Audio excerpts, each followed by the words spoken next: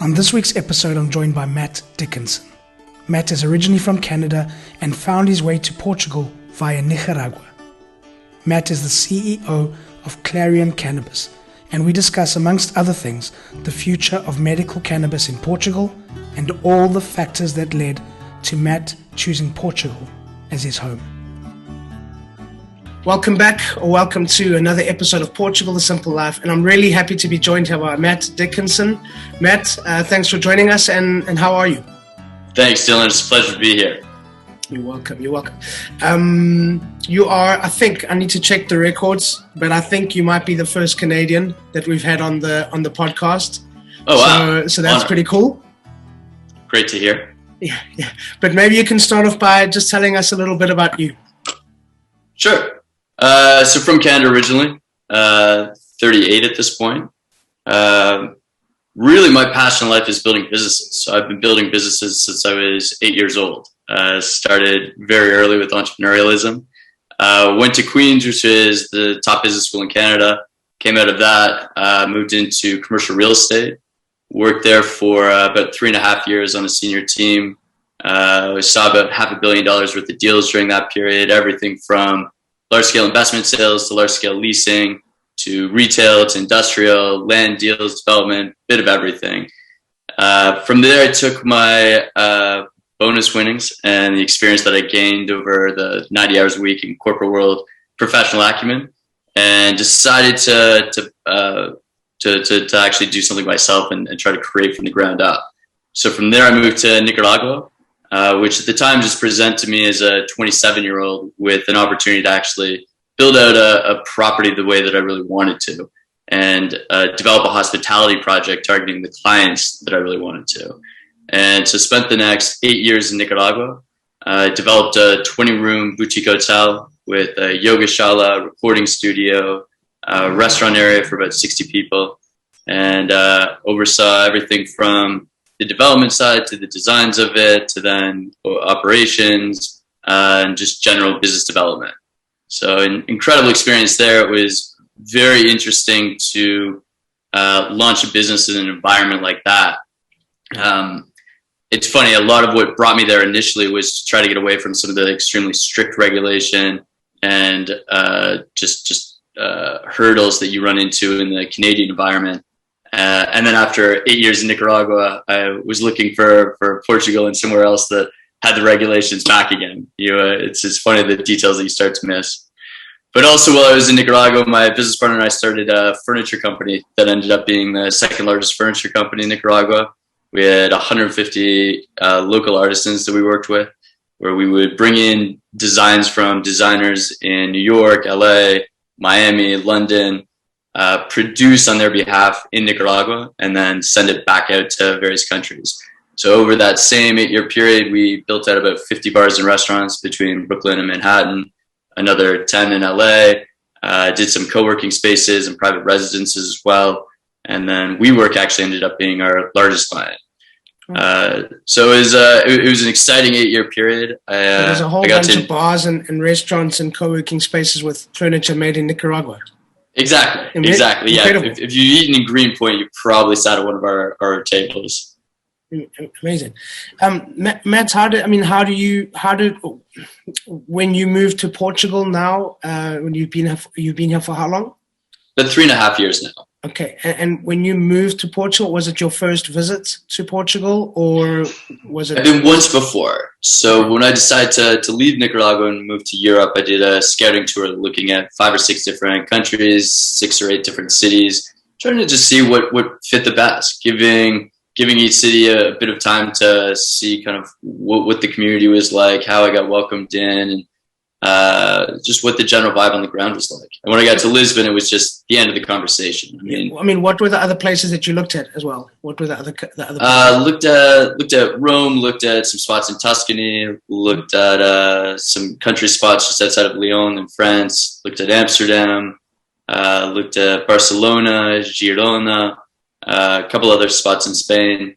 And then again, when I landed in Portugal, I was intending to continue going up the other side of Spain and France and get into Biarritz and San Sebastian. But to be honest, after I arrived in Lisbon, I knew this was the spot. And so went back to Nicaragua, tied up some loose ends over the next 6 months, and then moved back here March of 2018. Brilliant. What were those things that you were looking for? What were on the checklist, and how did Portugal meet those things that you were looking for in a place to stay? Yeah, so I mean, really, there's a few pillars that I look for in deciding a city to move in for an actual chapter length. And I don't really subscribe to the digital nomad approach of spending 3 months or a year in a spot or testing a place out. When I make a decision on it, I like to commit for at least an 8 to 10 year period. So it's a fairly large life decision when I'm making it. And so the factors that lead me into that decision would be, first and foremost, the community of friends around. What are the people like? What's the welcoming attitude like? What are the ideas that are being discussed? What's the state of entrepreneurialism in that location? What's the cost of living like? What's the actual access to opportunities like? What is the immigration policies like? What's nature like? What's weather like?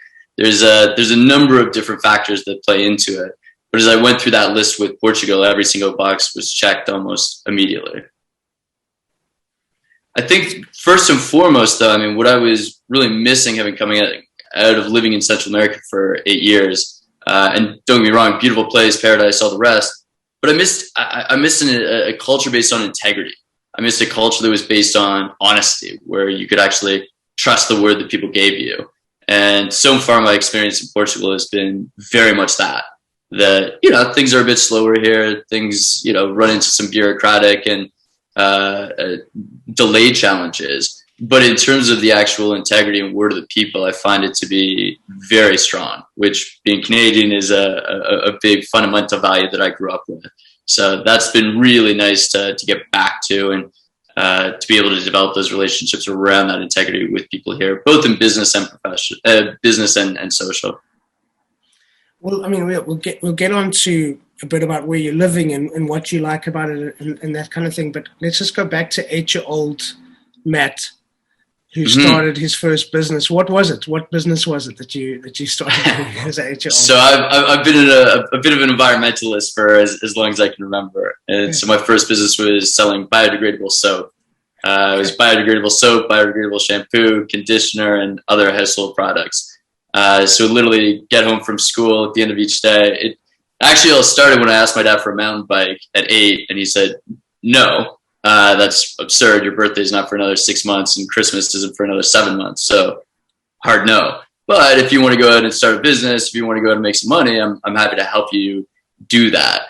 And so from there, figured out a source for buying biodegradable soap, shampoo, conditioner, all these household products wholesale, and we just bought in bulk. And then I'd come home from school every day, get these, fill up my backpack with various products, go out around the neighborhood, peddle them out, convincing people that open the door that they should really be products that were aligned with the future of their children and their grandchildren.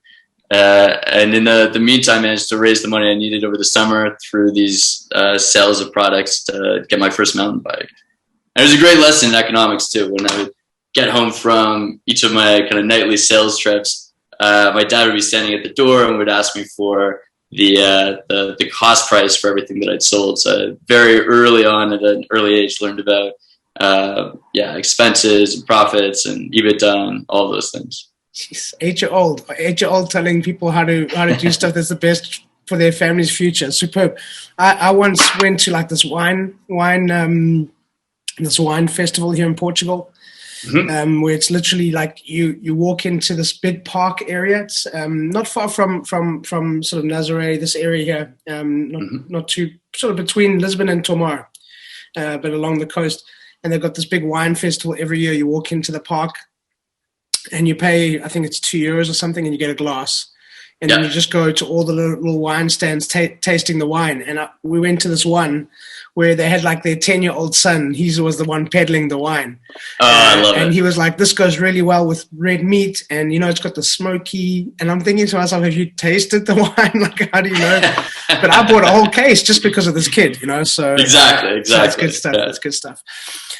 Let's for fun, if you were 8-year-old Matt on the streets of Lisbon where you're living now, What's the business idea? What's the business idea there? That's an interesting. I was talking to a friend the other day who used to make smoked salmon for his classmates and sell it in his school. To be honest, if it was me today and I was 8, I would still probably be trying to do something in the environmental space, and especially today, given how loud of a voice the up and coming generation has around climate change, around coming up with good environmental policies to try to fix some of the problems that we're facing. I think anything within that space both sells well and is contributing something to the larger conversation. Smoked sardines. That would go down. Smoked sardines are interesting, especially now at this time of the year. No, but I mean, honestly, I mean, it was going to be one of my questions. I see you're big on some of the environmental issues. Portugal's made some big jumps over the last few years. Trying to eliminate plastic. I see now they just published an article that the 10 biggest factories in Portugal have reduced their emissions by 20%. Over the last 2 years, which is amazing. So these are, they're making some big strides, and this is something that's important to you as well. And how do you feel about Portugal and in that regard? Yeah, it's another big pillar for any country I'm living in. I want there to be alignment with that. I'd like to see further government policies, both incentivizing companies and industry to make the right decisions and the right investments in renewable energies. I'd like to see more penalties come for those that are producing more than is required. And I remain hopeful with the direction that's currently in place by the government and the government policies that this country will just continue getting closer to being fully renewable energy driven. I know that we hit it a couple times last year during the summertime. It's much harder, obviously, in January, February, but again, we're making some good steps in the right direction. I think this new policy that the EU has come out with to drastically reduce CO2 emissions by 2030 is another big step in the right direction. I feel like this stuff is a lot like fixing a broken bone that's hasn't been put in a cast for the first 4 months after being broken. It's going to be pretty painful to set it right, but it's just so critical to being able to use this beautiful earth around us moving forward. Yeah. Yeah, I do find there is a general, there's always improvements to be made, but I do find generally here the attitude that there is a real concern for the environment, for recycling, for little things that, certainly where I come from, the amount of stuff that we waste in South Africa, it's just waste. And here I do find that they tend to be more careful with that. I don't know if it's based on historical things as well and not wasting things that you can use tomorrow. But it's interesting and it's fascinating. Matt, maybe you can just tell us a little bit about the business that you're in now and what you guys are up to. Sure. So I'm founder and CEO of Clarion Cannabis. So we are a 6-person team that's focused on going through the pharmaceutical process right now. We're taking a staged approach towards our business development, meaning right now we're focused on building out 2 labs that'll allow us to get our full cultivation of pharmaceutical licenses for processing third-party flower. And we'd like to get that done first over the next 2 years, focus on some low-hanging fruit that allows us to generate revenue right away, allows us to get our full licenses in place, and allows us to start establishing relationships and distribution channels across Europe. From there, take stock of where the market's at, take stock of how the industry is continuing to develop, and then look to expand either into cultivation, additional processing, extraction, or whatever other opportunities might be present in the industry at that stage. It's still at a very, very nascent stage right now across Europe. People compare it to being in the first inning or the first half. The national anthem hasn't even been finished yet. This is the very start of the game. And so it's really exciting to be part of the industry and playing a role in the industry as it continues to develop. I'm a big believer that Portugal is very well positioned to be the leading supplier of cannabis for Europe. The focus on standards, the focus on bioscience here, and the general government support in combination with labor rates, the natural temperature here and climate here, and the access to the rest of the European Union, just position it in a way that really sets it as a competitor to the rest of Europe.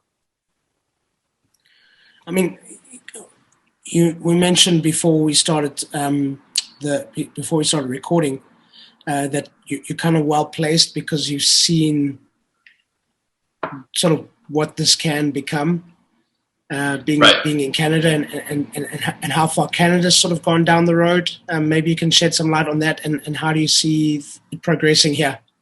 Yeah, absolutely. I mean, look, at this stage, the genie's already out of the bottle. There's almost no doubt that we're going to see full legalization of cannabis across the majority of countries, at least in the developed world, but likely across all countries over the next 10 years. It's really a matter of when rather than if. And if anything supports that, it would really be the states, in that is a very complicated cannabis market right now. It's federally illegal still. So there's a lot of challenges around just even using a bank account or getting any loans to build up facilities. But you still have had this industry that's just absolutely exploded. And not just in blue states, but in red states too. Like when you have Alabama with the medical program now, and you have Oklahoma with the medical program, Mississippi with the medical program. I mean, this is, I think, one of the few things that America can actually agree on right now, which is that it's impossible to dispute the medicinal benefits of cannabis. And not only that, but when you look at the amount of tax revenue it's generating, from an economic perspective, it's also just impossible to ignore it. When you have states in the past that were spending hundreds of millions on trying to police cannabis and trying to put people in bars for it, or behind bars rather. And now you have a state like Illinois that last year went fully legal on the adult use and medicinal side. And now their tax revenues are greater from cannabis than they are from alcohol. It's not a huge jump in logic that this is going to be adopted across the world. And especially as you see more and more countries now legalizing research, the research that's coming out that's allowing for the support of these decisions by government bodies is just that much more thorough. As you read through the research, as you read through how we actually got into this state of prohibition in the first place, and the benefits and minimal social costs that have been created through the reintroduction of it, again, it's just an inevitability here.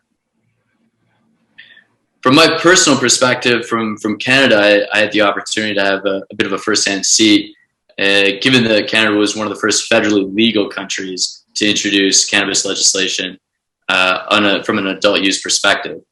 A lot of interesting lessons learned from that process. There's a lot of irrational exuberance, let's say, in terms of the potential that was placed on some of these companies, the multiples on revenues all got a little bit ridiculous. But on a whole, I'm proud of how the country has introduced legislation around it. I'm proud that they had the courage and conviction to actually introduce this, and as the first developed country around the world to federally legalize it, step back and say, no, this just makes sense. The science supports it. The patients deserve access to it, and this isn't going to have major social costs. So let's legalize it.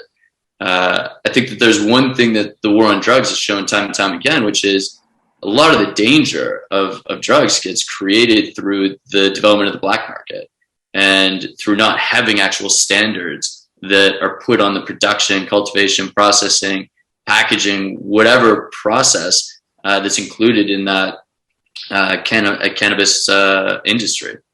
And, that can be applied to almost every industry, but cannabis in particular. When you have clear regulation and you have a product that's treated and held up to pharmaceutical standards, then the product that's going to be put out on the other side of that is going to be clean. It's going to deliver a repeatable experience for patients. And we're going to end up with a product that people can learn to trust. And I think that that's what a lot of the next 10 years is going to be about, which is seeing population that already has a relationship with cannabis develop a stronger one and a more trusting one. And for those that haven't interacted with it before, suddenly now having a venue where they can interact with it, but from more of a measured and trusting perspective. Yeah, I mean, I'm going to sort of give a 2 cents thing here, and maybe it'll lead to a question, so don't worry. I found, and I've spoken about it probably many million times on the podcast. There is a genuine curiosity in the Portuguese culture on how does that work? Why do people do things that way? Why do we do it this way? Even though we've been doing this for a long time, isn't there a better way? Portugal were quite progressive in their dealing of addiction, drug addiction here. That, instead of putting a person in prison, they'd rather put them in a rehab. Correct. So they treated it more as a disease than a crime, which you look at the stats and it's really helped people. Absolutely. And then, you look at, even with COVID, I've seen it firsthand on our medical system. Our medical system is super robust here. And part of that is the research. Part of that is the labs. Are you seeing, there's 2 questions here. One is, are you seeing that on a sort of a professional side, a medical side, where there's this openness to say, hey, let's take this further because the research is showing us that we should? That's the first question. And then on a personal level, how are you seeing, because obviously now being here for the time that you have, you're making Portuguese friends and chatting to Portuguese people, and what is their feeling and openness to this kind of idea?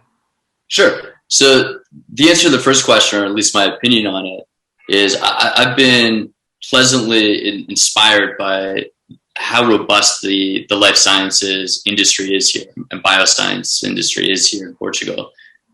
Similar to Canada, it's very much a culture that's driven by looking at the facts and making objective decisions based on those facts. And when you look at who's governing a lot of these decisions in terms of at least the licensing, it's Infarmed, which is the pharmaceutical body here in Portugal. That's an independent body that makes their decisions based on scientific facts. And what's great about that is that you don't have politics creep into the decisions as much. It's not about how people feel about something. It's about what the actual facts are. And when you look at a fact like 80,000 people a year die from opioids, and in 6,000 years of use, nobody's ever died from cannabis, it's pretty difficult to dispute. And so, again, I think that organizations like Infarmed are doing a phenomenal job in this country of pushing the conversation forward and creating a baseline level of acceptance, especially when pointing towards some of the successes of programs like the decriminalization program and saying, hey guys, we actually don't need to be afraid of this. I think that then is being very well responded to by the government. I'm not sure if you saw, but we had 2 bills introduced to the parliament here in Portugal about 2 weeks ago relating to the full legalization of adult use cannabis. So the fact that those conversations are being had, and a lot of those conversations are being spurred on by a tourism board that's then being supported by the scientific facts coming out of Infarmed. So you have a system here where there's a lot of respect for a lot of these different opinions. You have the conversation that's being had, and it's not just being overwhelmed by these preconceived notions of subjective truths. There really seems to be a desire here to look at what the objective facts are and then set up systems and policies that reflect those objective facts. On the personal side, and I think that a lot of that question comes down to what the stigma is here. Look, there's a conservative culture and a conservative history here. Actually, not unlike Canada either, where there is a lot of that conservative kind of backdrop, especially in the older generations. But at least in the people I've spoken to, everybody seems to be pretty open with the concept of it. Most will always preface it by saying, "Oh, like I don't use it," or "Oh, like I'm concerned about what it could do to your mind," or "Oh, I smoked when I was a teenager, but I haven't touched it in 40 years." But most people I speak to, no matter what the age, are open to the concept of it. And yeah, I think that Portugal is also very much underrated from an entrepreneurial spirit perspective.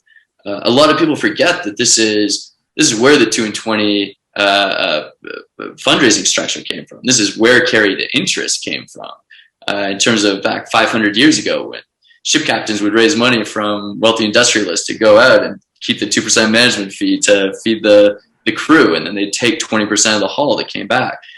So I think that there's a lot of those entrepreneurial cultural elements that still stick in the culture today. And so when people hear about a new industry that is no question going to be a multi-billion-dollar industry across Europe, and likely pretty close to that in Portugal alone, it behooves everybody to take an interest in this. And again, not make quick, subjective, snap decisions or judgments, but rather understand the objective facts behind it.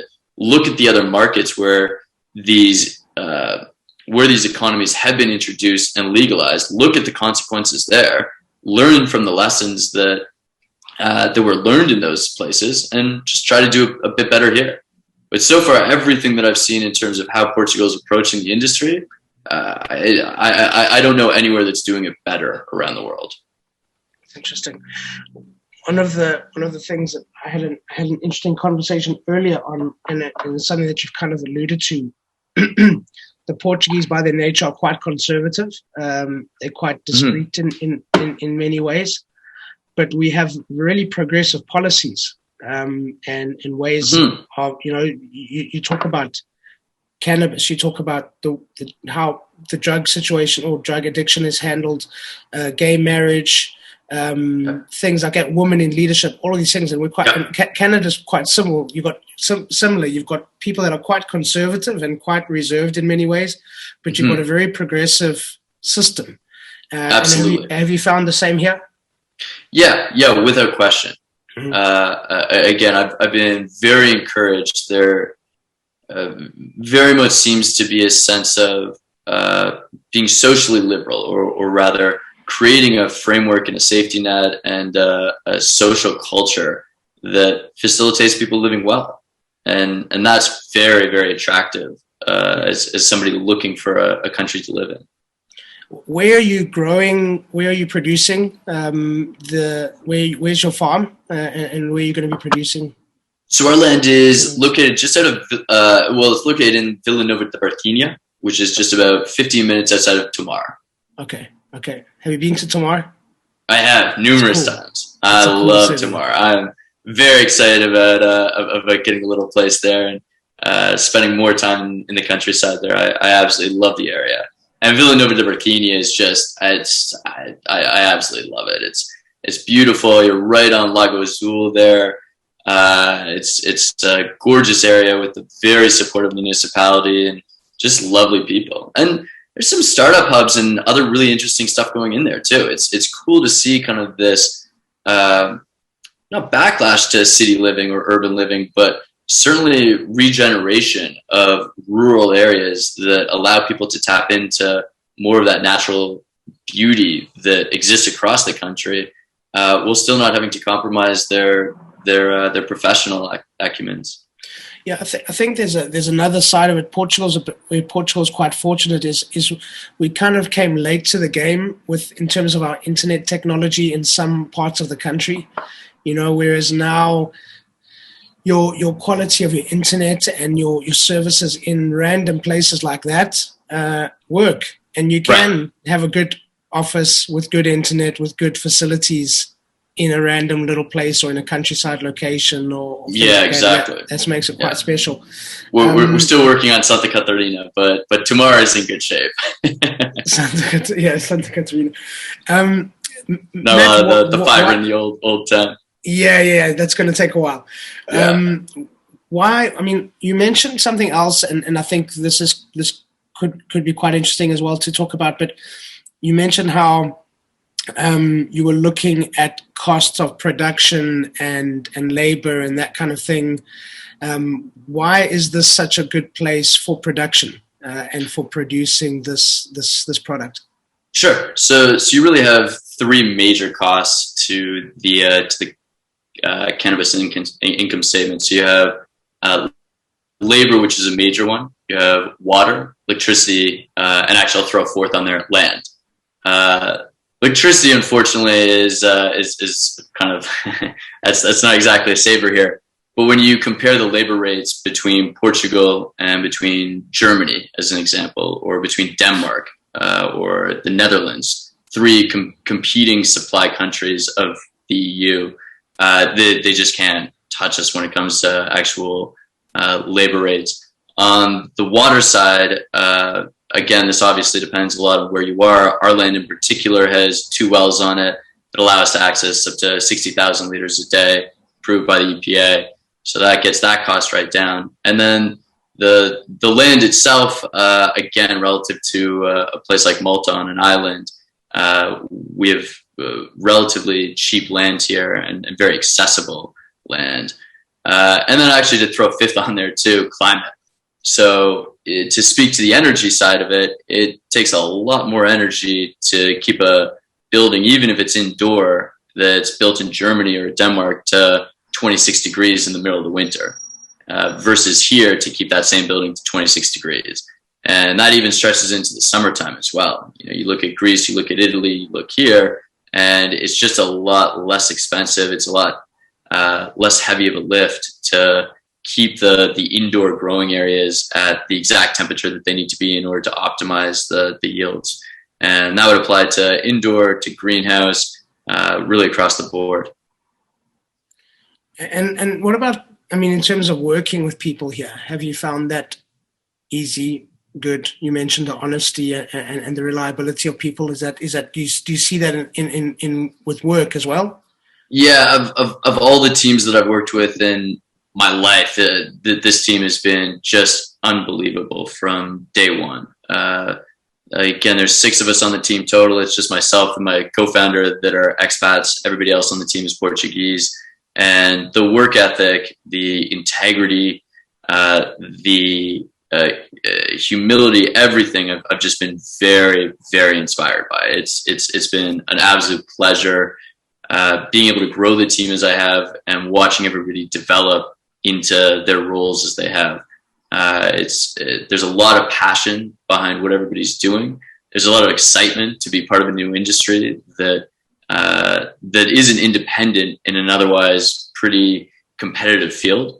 And there's an excitement too to be part of a team that listens to one another. And I do think that's some of the things that expats can bring in. Certainly the team culture that we have at Clarion is very much focused around being radically transparent and challenging each other's ideas, no matter where on the totem pole you sit. I always encourage everybody on my team to challenge anything that I say that doesn't feel like it's totally in step, and same thing for me challenging others. And as a result, everybody gets listened to, everybody has a chance to share their opinion. And in my opinion, that's really what leads to a more true approach or a better formed strategy towards a business, particularly in an industry like this, where you have a lot of the hard experiences coming in from North America, but the softer experiences being all of the GMP, GACP, and pharmaceutical restrictions and regulations that are very much Europe specific. And trying to synthesize those two elements together takes a lot of teamwork. It takes a lot of listening. And working together to get to the best result. And that commitment to getting to the best result, that's something that I've been impressed and pleased by from day one working with this team. Awesome. Have you discovered how important lunchtime is? Very much so. No working through lunch, Matt. No working through lunch. Yeah. Although I will say I'm blown away by what I find to be different is the Portuguese always seem to be working outside of like some designated periods. It's kind of this culture that like I'll get messages from my lawyer at 12:30 on a Friday night. I'll get messages from different team members that are working on finishing up a proposal or an application on 4 p.m. on a Sunday. It's really all over the place. They just have a much more balanced and relaxed approach towards meetings. Like, I spent a lot of time in New York, from Toronto originally, and there you get into meetings and it's just everybody's rushing to get out of them. It's this if we're going to sit for coffee, we've got 30 minutes for coffee, which means we got 5 minutes for pleasantries, 20 minutes for business talk, 5 minutes to pay the bill, and we're out. Here, I mean, I'll have a coffee with somebody in the industry and it'll go on for 2.5 hours.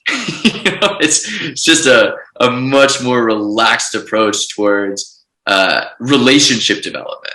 And that's something that's really pleasant too, because I do think that there's a lot of benefits, a lot of trust, a lot of strength in relationships that come out of taking that time to really talk to somebody and to listen to somebody. And so I've really enjoyed the transition into more of that pace of life.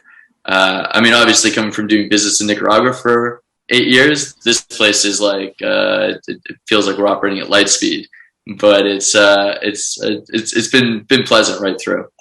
Well, yeah, I mean, it sounds like you've gone from sort of, manic pace of life in North America, meetings, nonstop, then to Nicaragua, where it's kind of like just there's no rules and just let it be, let it go, slow right down. And now you're coming to something that maybe is somewhere in the middle of that, where you've got this kind of structure, but there's this balance in between, and the time to stop in between to have a good lunch, to have a good coffee. That's right. You found that? That's exactly it. Yeah. Awesome. What about, I mean, let's just look at Canada a little bit. I know it's been some time since you've sort of been back there permanently, but why do you think this place, Portugal, could be such a good fit for your countrymen, for Canadians? Sure. I mean, Canada and Portugal have a long history together. Canada, I'd ask you to fact this, but it is the second largest population of Portuguese residents outside of Brazil. Toronto has a huge population of Portuguese. And so there's already kind of this very integrated culture or integrated understanding of each other. Canadians tend to work very hard to push back against the feeling of being overshadowed by the States. And we very much have that humble, hard work, and high integrity attitude. I think that that's mirrored quite a bit by the Portuguese population, especially being right next to Spain and going through kind of similar sort of cultural identities like that. In terms of why this is a great place to move here from Canada, it's difficult to not look at the most obvious reasons right off the bat, which is weather. I love Canada. I'm proud to be Canadian. I love my family, my friends there, and the culture that we have. But that is a really difficult place to live 6 months a year. And it's a really nice place to live about 2 months a year. So just right off the bat, from a general weather perspective, this is just unbelievable. You combine that with access to nature. I mean, when I can be surfing 20 minutes away from leaving my door to when I'm in the water, that's a huge benefit from being in a global city. Like that's just unbelievable. You look at the access to other parts of nature, up to Douro Valley, down to the Algarve, to Évora, and the whole country is just beautiful and inspiring. The opportunities here are really interesting, but the opportunities are also balanced out. What I think is interesting with Portugal is that because of the cost of living, it creates an environment that allows you to live more freely.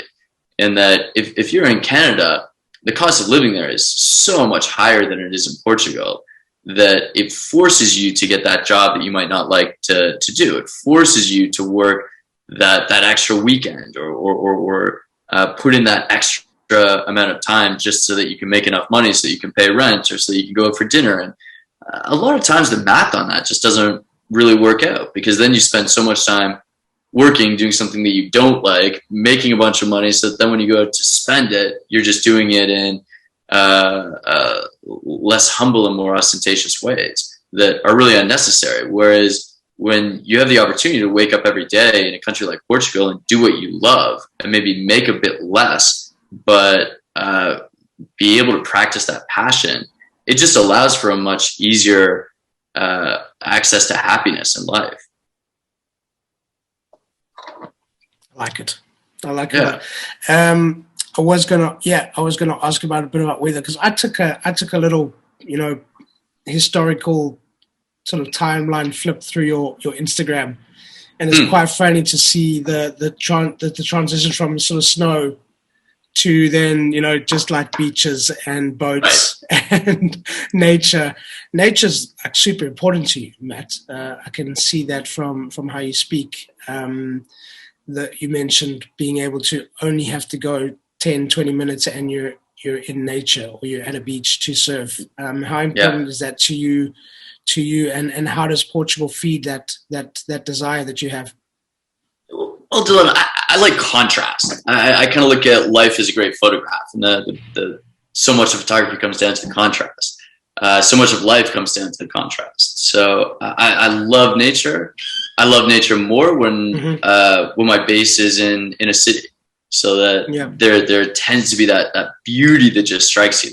Last Friday, I drove out to Guincho to dinner with 8 or 10 friends at Bar Guincho, and left my last meeting here in the city at 4:30. Was out there by 5:15, and then spent 3-4 hours on the beach, having a great meal, laughing with friends, having some wine, and then again back home within 30-40 minutes. Like that's just the privilege and the luxury around that is something that's difficult to even measure. I mean, what do you think? You mentioned being a proud Canadian. What do you think Portuguese people should be proud of about their country, about who they are, about this place? Yeah, so I mean, I think the biggest thing with Portugal, because everything else, there's a lot of elements here that you can't really take dominion over. The weather, the location, the access to the EU, all of that stuff is incredible, but it's not necessarily something to be proud of. Well, what I think the Portuguese should be most proud of is just the beauty of their culture, the friendly, welcoming, effortless way that the culture makes people feel. When I was on my scouting trip, I went to all these different countries and cultures, going through Italy and France and Spain.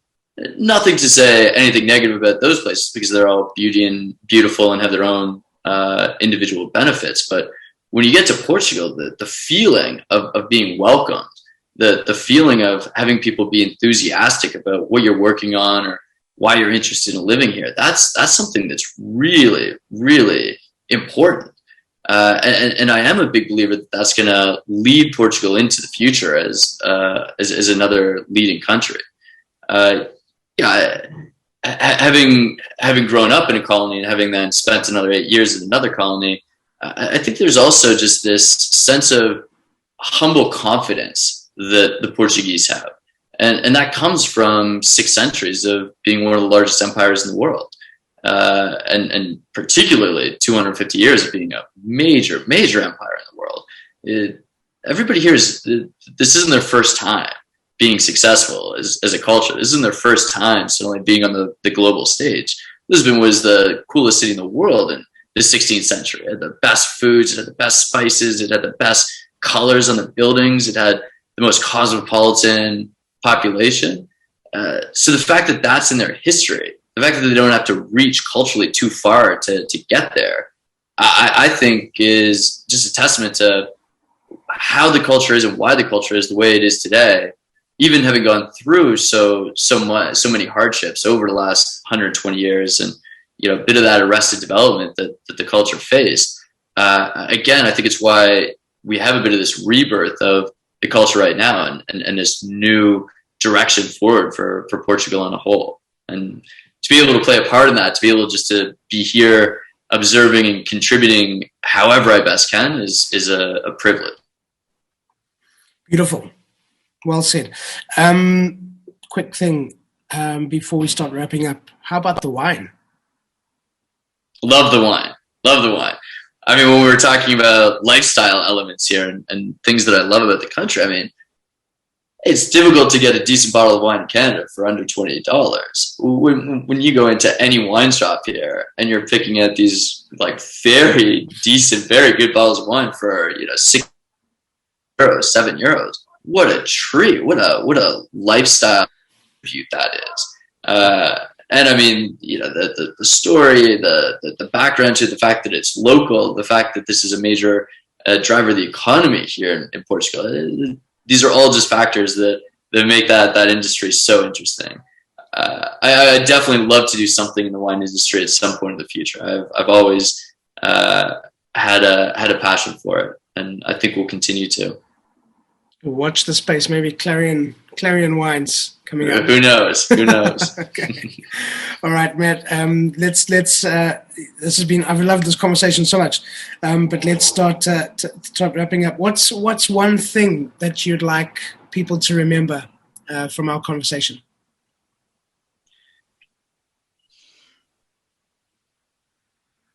I think more than anything, it would be if you're coming into Portugal, accept where you're going and come to celebrate what's here. Come in not seeking employment opportunities or investment opportunities. Don't come seeking a scene or the parties or the fun side. Come in really focused on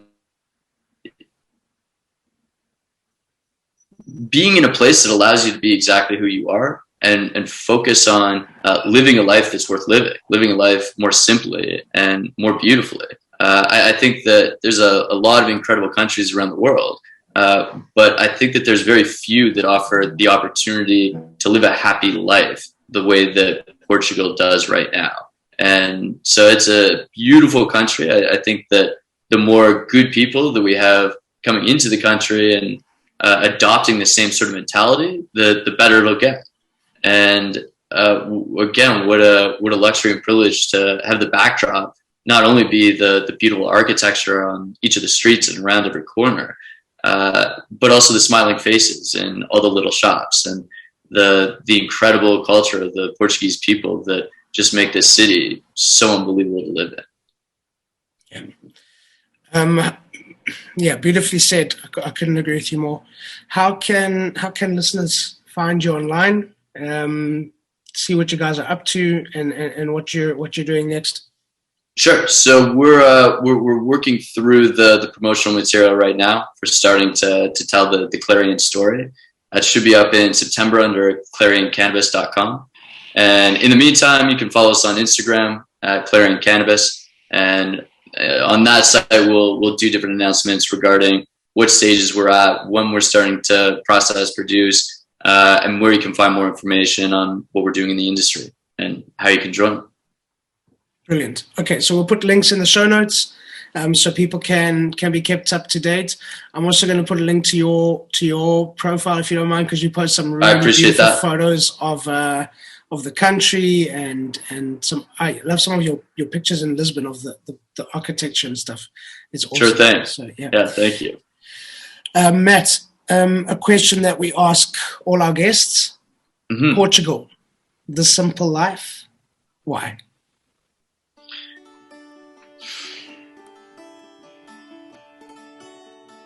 Pursuit of happiness. That's it. There seems to be a collective history here of ups and downs and challenges and triumphs, but it's all resulted in a culture that has a collective desire to live happily and to treat each other well and to be supportive of one another. And to me, that's the definition of the pursuit of happiness. I love it. Awesome. Matt, thank you so much. This has been Dylan, a great thank you so much conversation. for your time. This is a beautiful show. I love what you're doing. We'll continue supporting however I can. Keep doing good wonderful. work. Well, let's have a drink sometime. Some wine. I got some good bottles. So next time you're in the area coming through on your way to tomorrow, let me know, and we can have a drink. But thank you so much. And for now, I'm gonna let you call it. That's a wrap. Thanks, Dylan. So thank you once again to Matt, and thank you to all of you for listening. Please subscribe, share with your friends, give us a thumbs up, and please leave a comment or a review. We'd love to hear from you. And as we say in Portugal, um abraço. Welcome to the simple life.